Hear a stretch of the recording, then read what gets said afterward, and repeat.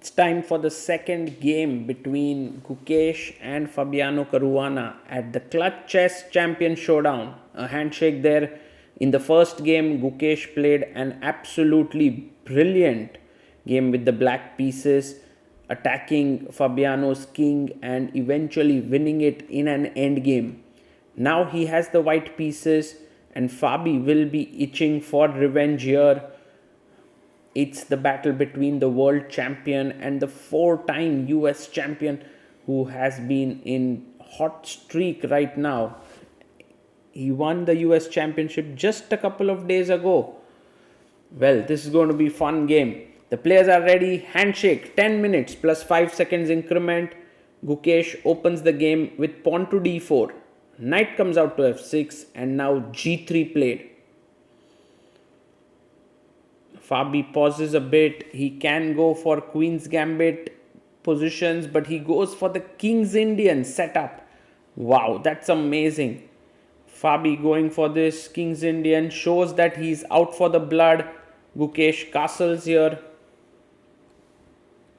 And now pawn to d6. So pure King's Indian fianchetto variation by white. Supposedly very solid. Gives white a very nice positional structure. Pawn to c6 played by Fabi. And Gukesh brings his knight out to c3 and bishop goes to f5. Knight to e1 preparing the move e4. He goes e5. And now the best move is to push the pawn forward with d5 is what Gukesh does. Takes, pawn takes. And now this bishop on g7 is a bit blocked here. And black goes a5, wants to play knight a6 to c5, keeping this diagonal open, not developing the knight on d7. Pawn to e4, the bishop comes forward, provokes f3 and now goes back and bishop comes to e3. He jumps in with his knight to a6. And Gukesh moves his knight to d3, controlling the c5 square. I believe b6 should be a nice move to put the knight on c5. White is slightly better here. a4 should be good. Gukesh goes pawn to b3. A useful move. Knight jumps to c5 and he goes queen e2. Maybe knight b2 would have been much better. He goes queen e2. And now bishop to c8, wants to get the bishop out from a6, pinning the knight there. One idea is to play knight a4, knight b5 and a4 in the position. But the problem is that the b3 pawn is very weak. So bishop a6, a great move by Fabi, who's slowly and steadily taking over the initiative. Gukesh's pieces look a bit clumsy. Knight takes, pawn takes, and he goes a4. Beautiful move, knight e8. And he's going knight c7 and putting even more pressure here. Look at Gukesh's time. He's down to 5 minutes 39 seconds. Fabi has 9 minutes 13 seconds. He goes bishop d2. And that was a very long thing. Gukesh down to 2 minutes 53 seconds.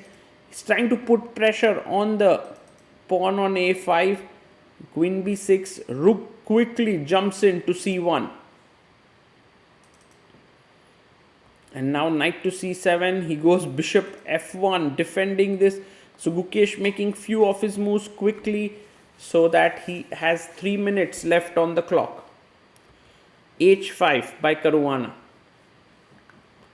And maybe one of the plans can be king h7 and bishop h6, trading off the bishop on d2.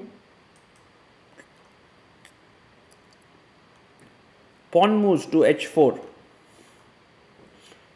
And Fabi now goes f5. A very good move. Trying to force white to take and then eventually opening up this diagonal. Gukesh does take it. E takes f5. And you can take with the g pawn. You can take with the rook. Both look good. Caruana takes back with the pawn. And now Gukesh has to be slightly careful about these attacks. But he's like, You can do it. You can do what you want. I'm putting my bishop on g5. Well, prudent would be to just go slowly and develop the attack here. Rook a2 played.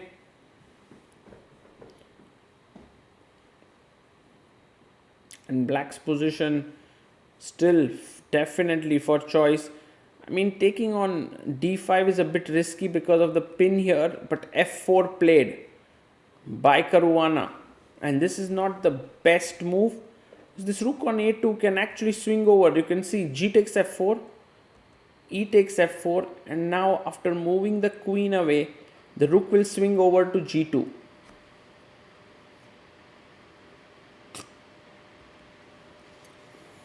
This is exactly what Gukesh does. He goes queen to c4.